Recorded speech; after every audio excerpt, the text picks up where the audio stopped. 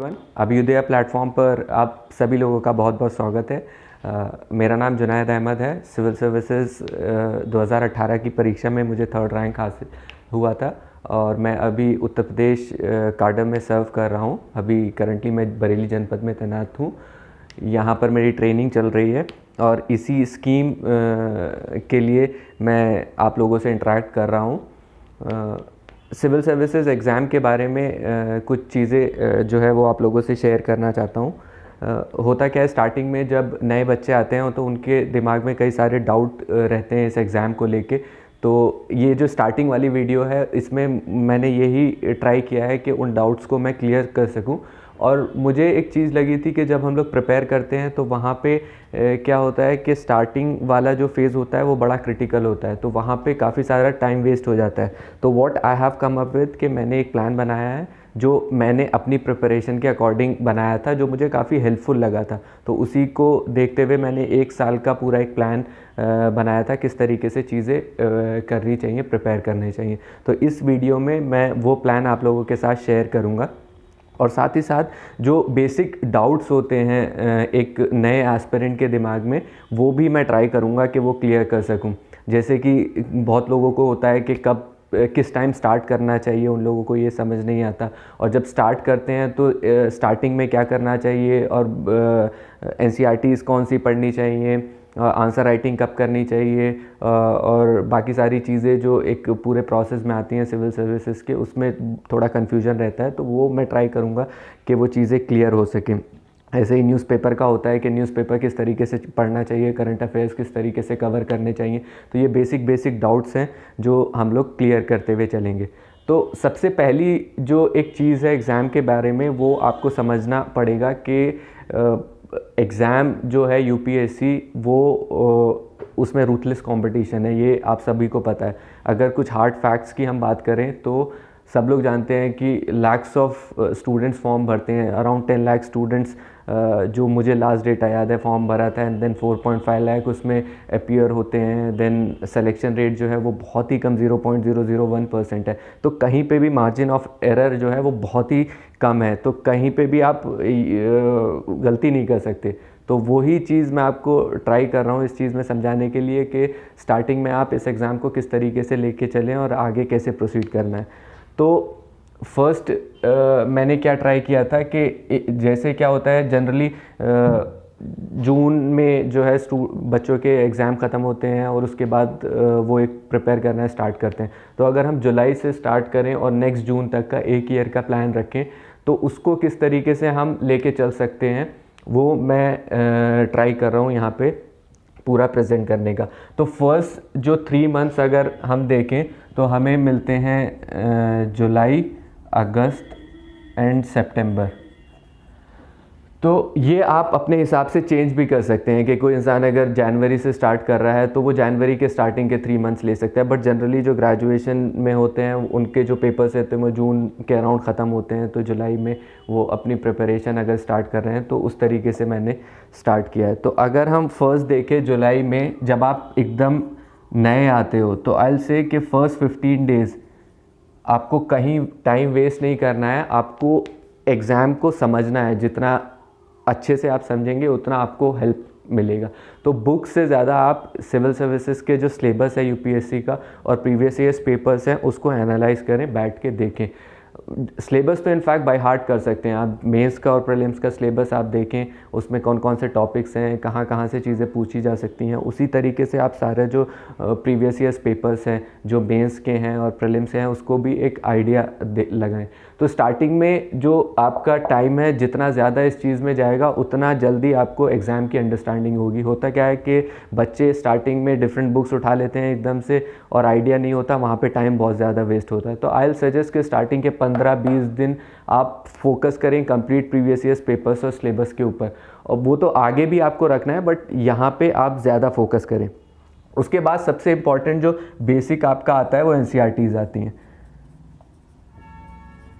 तो अब बच्चों को ये होता है कि NCERTs कहाँ से स्टार्ट करनी चाहिए, 6 से स्टार्ट करनी चाहिए, 9 से स्टार्ट करनी चाहिए, 11 से स्टार्ट करनी चाहिए, 12 से स्टार्ट करनी चाहिए। तो मेरा मानना है आई विल सजेस्ट कि जो आप ग्रेजुएशन जब आप करके आ रहे हो तो बेसिक अंडरस्टैंडिंग आपको चीज़ों की होती है। तो आई से कि अगर आप 9 से भी स्टार्ट करेंगे एनसीईआरटीज़ तो सफिशेंट हो जाता है। और आपको ऐसा नहीं है कि सारे सब्जेक्ट्स की एनसीईआरटीज़ पढ़नी है, क्योंकि कभी ये होता है कि कुछ लोग बोल देते हैं कि 6 से 12 तक की जितने भी सब्जेक्ट्स हैं उनकी सबकी एनसीईआरटीज़ आप पढ़ लीजिए। अगर एल से कि साइंस की अगर एनसीईआरटी है, सपोज बायोलॉजी, केमिस्ट्री, फिज़िक्स, अगर इनकी पढ़ने लगेंगे आप 9-12 की एनसीईआरटीज़ तो वो बहुत डिफ़िकल्ट हो जाएगा आपको करने में उसको। तो हिस्ट्री की एनसीईआरटीज़ एल से के जो ओल्ड एनसीईआरटीज़ हैं या न्यू एनसीईआरटीज़ हैं वो आप पढ़िए।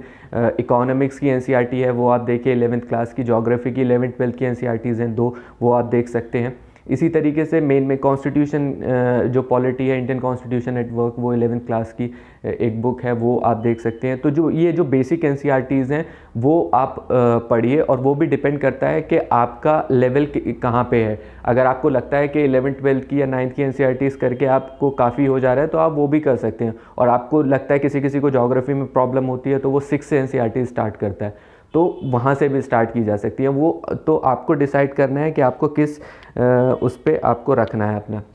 और यहाँ पे एक बड़ा इशू आता है नोट्स मेकिंग का। बहुत लोग बच्चे कन्फ्यूजन में रहते हैं कि सर नोट्स मेकिंग कब से स्टार्ट करनी चाहिए।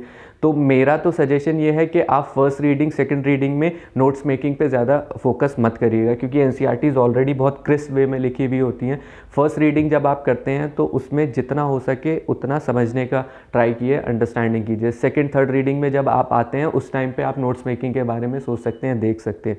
तो स्टार्टिंग में फोकस करिए कि जो एक ब्रॉड आइडिया, बेसिक कंसेप्ट वो आप डेवलप कर सकें। तो एनसीईआरटीज़ 9 से 12 तक की आई सजेस्ट, और ये जो है एटलीस्ट इन 3 महीने में 2 रीडिंग आपकी हो जानी चाहिए इसकी एनसीईआरटीज़ की। उसी के साथ साथ आपका ऑप्शनल आता है। अब बहुत लोगों को ऑप्शनल में ये कन्फ्यूज़न रहता है कि कौन सा ऑप्शनल सेलेक्ट करना है और कैसे सेलेक्ट करना है। तो अभी आई सजेस्ट कि जब आप इस वाले फेज़ में स्टार्टिंग के 3 मंथ में, तो ऑप्शनल को मत डिसाइड करिए कि आप कौन सा ऑप्शनल सेलेक्ट कर रहे हैं। आप जीएस पे फोकस करिए अपने 1 महीने, 1.5 महीने, 2 महीने जितना भी आपको देना है, और यहाँ पे देखिए कि आपका किस सब्जेक्ट में इंटरेस्ट आता है। क्योंकि जब आप हिस्ट्री, पॉलिटी, सोशियोलॉजी और डिफरेंट सब्जेक्ट्स पढ़ेंगे तो आपको खुद ब खुद पता लगने लगेगा कि आपका इंटरेस्ट किस चीज़ में है। तो आई सजेस्ट कि ऑप्शनल सिलेक्शन एकदम स्टार्टिंग में मत करिए। थोड़ा सा जीएस की अंडरस्टैंडिंग लेके कि आपका इंटरेस्ट किस में आ रहा है, उसके बाद फिर आप ऑप्शनल पे जा सकते हैं। और फिर भी अगर आपका ऑप्शनल सिलेक्शन नहीं हो पा रहा है तो फिर आपको 2-3 ऑप्शनल शॉर्टलिस्ट करने पड़ते हैं, क्योंकि मेनली ऑप्शनल सिलेक्शन जो है वो टोटल आपके इंटरेस्ट के ऊपर बेस्ड रहता है कि आपका इंटरेस्ट क्या है।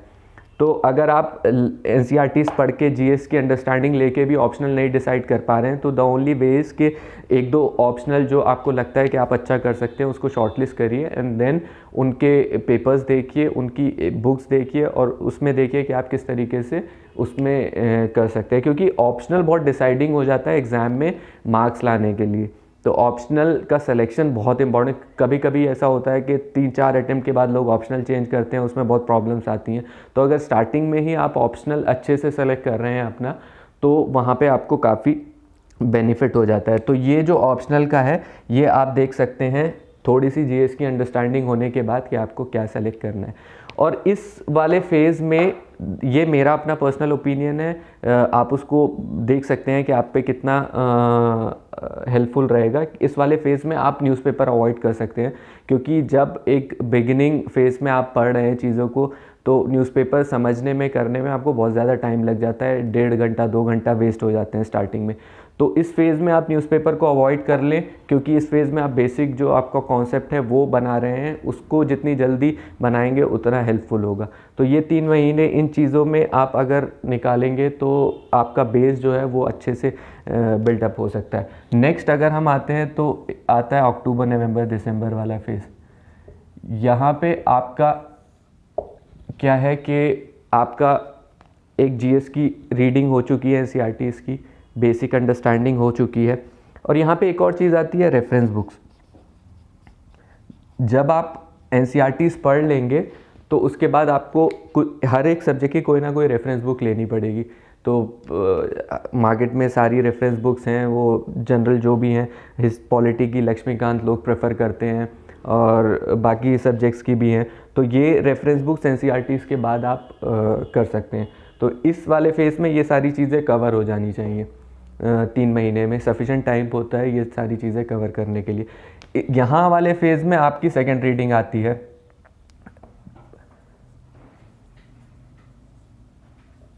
सब्जेक्ट्स का क्या होता है कि स्टार्टिंग की जो फर्स्ट रीडिंग होती है उसमें जो आपकी अंडरस्टैंडिंग होती है वो बहुत लेमन के टर्म्स में होती है। जब आप सेकंड थर्ड रीडिंग में जाते हैं, इस फेज़ में आते हैं, तो आप पिक्चर को बहुत एक हॉलिस्टिक वे में देख लेते हैं। तो यहाँ पे आपको सेकंड रीडिंग जो है यहाँ पे सब्जेक्ट्स की और रेफरेंस बुक्स की आनी चाहिए। ऑप्शनल जो है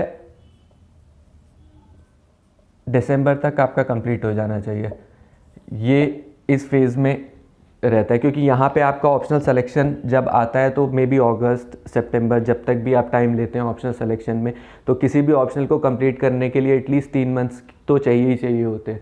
तो यहाँ पे एक बार तो एटलीस्ट आपका ऑप्शनल कंप्लीट हो जाना चाहिए सिलेक्शन के बाद, क्योंकि अगर यहाँ तक आपका ऑप्शनल कंप्लीट नहीं हो रहा है तो उसके बाद जो आगे की चीज़ें हैं उसमें आपको फिर प्रॉब्लम आएगी। तो दिसंबर तक ट्राई करें कि आपका ऑप्शनल कंप्लीट हो रहना चाहिए। ये 3-3 महीने के जो फेजेस मैं बना रहा हूँ, ये आप अपने हिसाब से भी इसको चेंज कर सकते हैं जब से आप स्टार्ट कर रहे हैं। तो मैंने तो एक ईयर का प्लान लिया है जो स्टार्ट होता है जुलाई से और एंड होगा जून पे। जनरली प्रीलिम्स भी जून में ही होता है।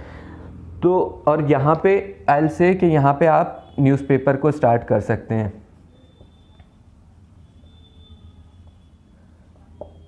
यहाँ पे क्या होगा कि इस फेज़ में अगर आप न्यूज़पेपर को स्टार्ट करेंगे तो आपकी जो इस फेज़ की अंडरस्टैंडिंग है जीएस की और बाकी एग्ज़ाम की, वो हेल्प करेगा आपको न्यूज़पेपर को समझने में।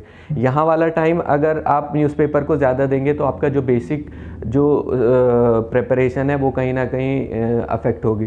तो आई सजेस्ट कि इस वाले फेज़ में आप न्यूज़पेपर स्टार्ट करें और मैक्सिमम आप न्यूज़पेपर को 1 घंटे से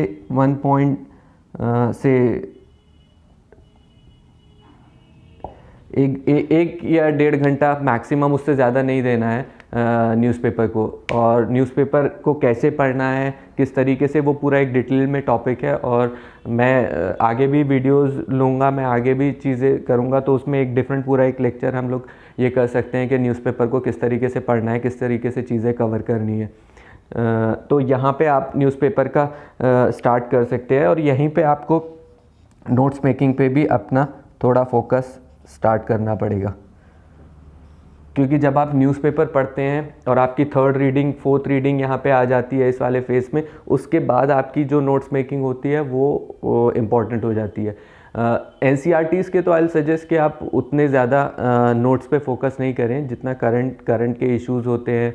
और बाकी जो जैसे हिस्ट्री है तो उसमें बुक्स में तो आपको एक पूरी स्टोरी की तरह चीज़ें समझाई जा सकती हैं, लेकिन एग्ज़ाम पर्सपेक्टिव से किस तरीके से उसको नोट्स में बनाना है ताकि वो एग्ज़ाम के टाइम पे आपको याद रह सके, वो आपको देखना है। तो इस फेज़ में नोट्स मेकिंग जो है वो इम्पॉर्टेंट हो जाती है, यहाँ पे आप कर सकते हैं। तो ये 2 फेज़ में अगर आप इतना कर लेते हैं तो आपकी बेसिक जो अंडरस्टैंडिंग है एग्ज़ाम की वो काफ़ी अच्छे से डेवलप हो जाएगी। अब अगर हम जनवरी, फरवरी, मार्च ये थर्ड वाले फेज़ पे आए, तो अभी यहाँ पे आप देखिए कि आपके ऑप्शनल की रीडिंग, आपके जीएस की रीडिंग, आपका न्यूज़पेपर, ये सारी चीज़ें कहीं ना कहीं आ गई हैं प्रिपरेशन में। तो यहाँ से आपको नेक्स्ट लेवल पे मूव करना है। तो यहाँ पे आई सजेस्ट कि एक और पार्ट होता है सिविल्स में एथिक्स का।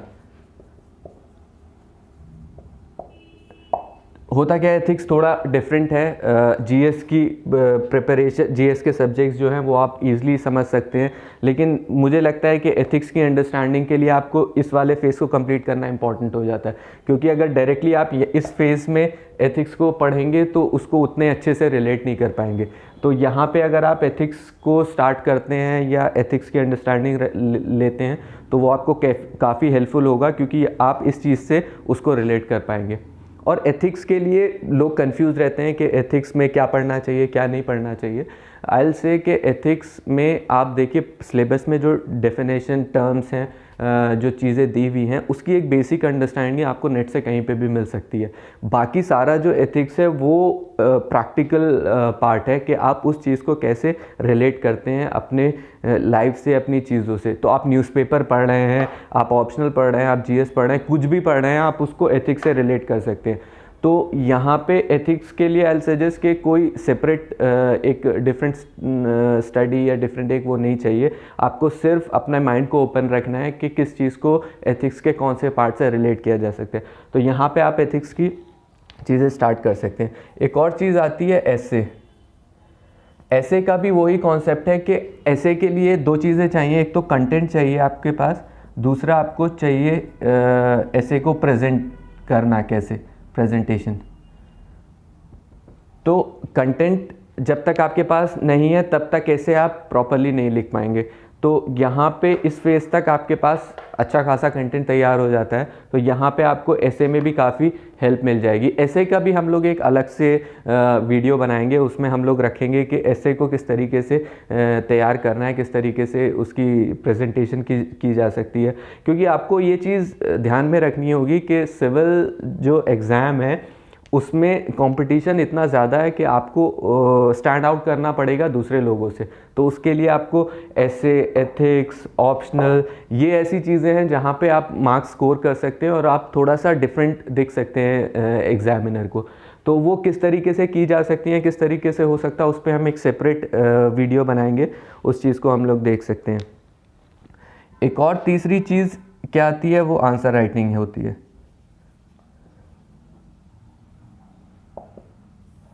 ये भी बहुत इंपॉर्टेंट हो जाती है, क्योंकि एक आपको ये समझना पड़ेगा कि कभी कभी बच्चों को लगता है कि अभी हम प्रीलिम्स की तैयारी कर रहे हैं, अभी हम मेंस की तैयारी कर रहे हैं और वो सारी चीज़ें डिफरेंट हैं, पहले प्रीलिम्स हो जाए फिर मेंस की करें। ऐसा कुछ नहीं है, क्योंकि अगर आप ये कर रहे हैं तो आपको प्रीलिम्स और मेंस दोनों को एक साथ लेके चलना पड़ेगा।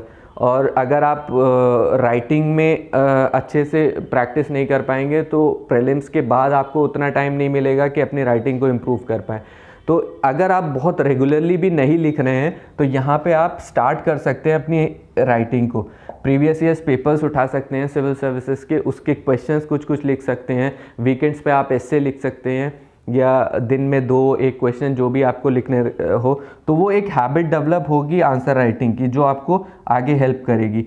तो जब प्रीलिम्स के बाद आपको मेंस लिखना है तो उस टाइम पे आप रेगुलर राइटिंग कर सकते हो, लेकिन यहाँ पे अगर हैबिट डेवलप नहीं हुई तो वहाँ पे प्रॉब्लम होता है। तो ये चीज़ भी उसमें आप स्टार्ट कर सकते हैं। एंड एक और चीज़ जो मुझे इम्पोर्टेंट लगी ना यहाँ पे, वो है ग्रुप स्टडी। होता क्या है कि जब ये सारी चीज़ें हो जाती हैं तो इस फेज़ में मेरे लिए, मुझे तो इम्पॉर्टेंट लगता था कि एक सेम माइंडेड पीपल अगर हैं और अच्छा ग्रुप है, तो सपोज़ मैंने न्यूज़पेपर पढ़ा सुबह में, तो 2-3 चीज़ें जो आर्टिकल्स जो मुझे अच्छे लगे वो मैं डिस्कस कर लेता था। तो वो काफ़ी हेल्पफुल होता है किसी चीज़ की अंडरस्टैंडिंग के लिए। कोई प्रॉब्लम आ रही है, सपोज़ मैंने आंसर राइटिंग करी यहाँ पे, तो मेरा 2-3 लोगों का ग्रुप था, तो मैंने कुछ लिखा, दूसरे ने कुछ लिखा, हम लोग शेयर कर लेते थे। तो ये ग्रुप वर्क जो है ये इस फेज़ में इम्पॉर्टेंट हो जाता है। और मैं इस जगह पे इसीलिए मैंने ये ग्रुप स्टडी का नहीं लिखा है, क्योंकि यहाँ पे जितना ज़्यादा आप सेल्फ स्टडी करेंगे उतना इम्पॉर्टेंट होगा। क्योंकि स्टार्टिंग के जो 1 साल होता है, आई फील अगर आपने उसको अच्छे से दे दिया तो आराम से आगे चीज़ें आप बिल्ड ऑन कर सकते हो, करंट अफेयर्स या बाकी सारी चीज़ें। लेकिन यहाँ पे अगर आपने कहीं पे भी लैग किया तो आगे जाके बहुत ज़्यादा प्रॉब्लम होगी। तो इस वाले फेज़ में एक और चीज़ जो इम्पॉर्टेंट हो जाती है वो होता है करंट अफेयर्स। मैं करंट अफेयर्स को भी इस वाले फेज़ में इसलिए ला रहा हूँ क्योंकि यहाँ पे अगर आप उस चीज़ को लेंगे करंट अफेयर्स को, क्योंकि इंपॉर्टेंस जो है करंट अफेयर्स का वो बहुत ज़्यादा बढ़ गया है सिविल सर्विसेज में। प्रीलिम्स में आप देखें कि क्वेश्चंस जो हैं वो बहुत ज़्यादा पूछे जाते हैं करंट अफेयर्स से, और तो आपको 1 साल के अराउंड तक कवर करना रहता है। बट वही चीज़ अगेन एक आती है कि जब तक आपका बेसिक्स पूरा अच्छे से नहीं है तब तक आप करंट अफेयर्स पे बिल्ड ऑन नहीं कर सकते हैं। तो करंट अफेयर्स के लिए भी हम लोग एक अलग से लेक्चर लेंगे कि किस तरीके से करंट अफेयर्स को कवर किया जाए या कौन सी चीज़ें पढ़ी जाएं। बट बेसिक जो मैं आपको बता रहा हूँ वो वही है कि करंट अफेयर्स के लिए एक पर्टिकुलर मैगज़ीन आप ले सकते हैं, तो न्यूज़पेपर और एक मैगज़ीन सफिशेंट हो जाती है करंट अफेयर्स के लिए।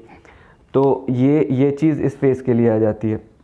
और ये तीनों फेज़ में एक इम्पॉर्टेंट चीज़ मैं वही चीज़ डिस्कस करना चाह रहा था कि रिसोर्सेज जो हैं आप उसको जितना कंसाइज करेंगे उतना हेल्पफुल रहेगा।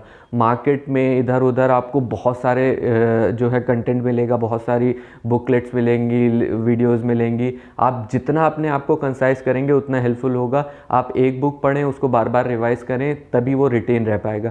ऐसे ही करंट अफेयर्स का है, आपके पास मल्टीपल जो है वो बुकलेट्स होंगी, मल्टीपल मैगजीन्स होंगी, लेकिन अगर आप एक एक रीडिंग सबको देने लगे तो कुछ भी याद नहीं रहेगा। तो एक लीजिए, कोई सी भी मैगज़ीन लेनी है, इक्वली गुड हैं सारी मैगज़ीन्स, और उनको बार बार रिवाइज कीजिए।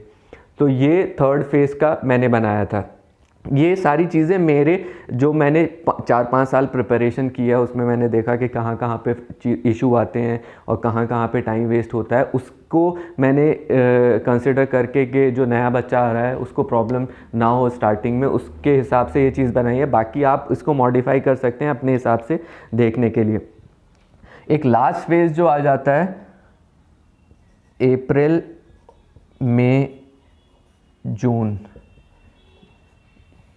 ये वाली साइकिल।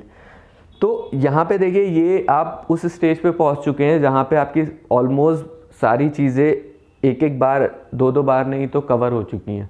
और यहाँ पे इम्पॉर्टेंट हो जाता है कि आप अपनी स्टडीज़ को थोड़ा सा प्रीलिम्स स्पेसिफिक कर दें, क्योंकि 2 महीने एटलीस्ट चाहिए होते हैं उस मोड में आने के लिए जो एग्ज़ाम जो है वो डिमांड करता है।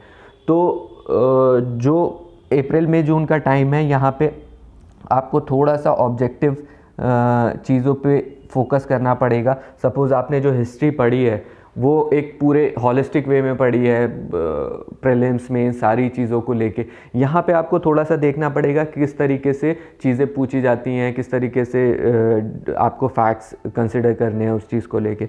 एक और जो सेकंड इम्पॉर्टेंट चीज़ इस फेज़ में आ जाती है वो टेस्ट सीरीज़ आ जाती है। मुझे लगता है कि ये भी इक्वली इम्पॉर्टेंट है इस टाइम पे, क्योंकि आपका जितना भी हुआ है, आपका रिवीजन, उसको आप कितना अच्छे से किया है वो जज तभी होगा जब आप टेस्ट सीरीज़ देंगे। उससे आपको आइडिया लगेगा कि आपकी प्रिपरेशन किस लेवल पे है। और उसके साथ साथ टेस्ट सीरीज़ आपको एक पूरा एटमॉस्फेयर देती है एग्ज़ाम का कि आप को सॉल्व करने हैं क्वेश्चंस, आपको किस तरीके से चीज़ें करनी है, ये सारी चीज़ें टेस्ट सीरीज़ से आपको आती हैं।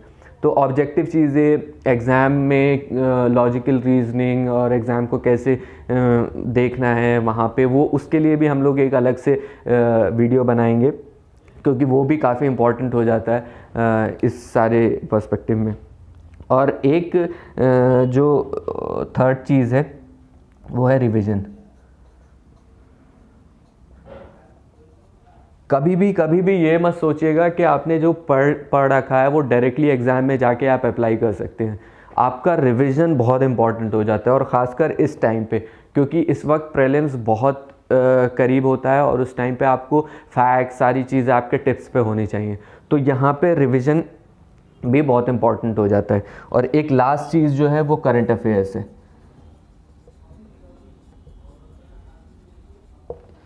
होता क्या है कि एक साल का करंट अफेयर्स अराउंड लोग कवर करते हैं प्रीलिम्स के लिए, तो यहाँ पे एंड तक भी आपको करंट अफेयर्स चीज़ें आपको प्रिपेयर करनी पड़ेंगी, क्योंकि सपोज़ अगर जून में एग्ज़ाम है तो मई का भी करंट अफेयर्स में कुछ इवेंट हुआ है तो वो पूछा जा सकता है। तो इस जगह पे आपको मेनली अपनी चीज़ों को सिस्टमैटिक वे में रेडी करना है प्रीलिम्स के लिए, वो टेस्ट सीरीज़ के थ्रू, रिवीजन के थ्रू, करंट अफेयर्स के थ्रू। तो ये एक बेसिक लेआउट है, और ये जैसे हमारी फर्स्ट वीडियो, तो मैंने ट्राई किया कि एक बेसिक अंडरस्टैंडिंग जो एक नया बच्चा है जो सिविल सर्विस की प्रिपरेशन करने आया उसके लिए ये चीज़ दे सकते हैं। तो ये मेनली ये वीडियो इसी के लिए था। और बाकी तो हम लोग जैसे भी चीज़ें होंगी, जैसे भी टॉपिक आएगा उसके हिसाब से वीडियोस बनाएंगे। और बाकी आप लोगों को भी अगर लगता है कि कोई स्पेसिफिक टॉपिक है जिस पे आप लोगों को हेल्प चाहिए या वीडियो चाहते हैं कि हम लोग बनाएं, तो आप उसको कमेंट्स में या किसी के थ्रू हम तक ये पहुंचा सकते हैं तो हम उसी के हिसाब से अपनी वीडियो बना लेंगे। और बाकी तो सिविल सर्विस के लिए एक चीज़ याद रखिए कि जैसे एक जंगल का रूल होता है कि हंट और गेट हंटेड, जैसे शिकार करो या शिकार हो जाओ, वैसे ही सिविल सर्विसेज का भी सेम रूल है कि थोड़ा सा भी एरर का मार्जिन नहीं है, आपको अपना 100% देना होगा। और आप जब अपना 100% देंगे तभी ये एग्ज़ाम आप क्लियर कर सकते हैं, क्योंकि हम लोग सिर्फ आपको गाइडेंस दे सकते हैं, बता सकते हैं कि चीज़ों को किस तरीके से लेके चलना है। अल्टीमेटली सारी चीज़ें आपके ऊपर डिपेंड करती हैं कि आप उसको किस तरीके से लेके चलते हो। So my wishes to all of you, अच्छे से आप लोग प्रिपेयर करें, एग्ज़ाम दे। All the best, thank you.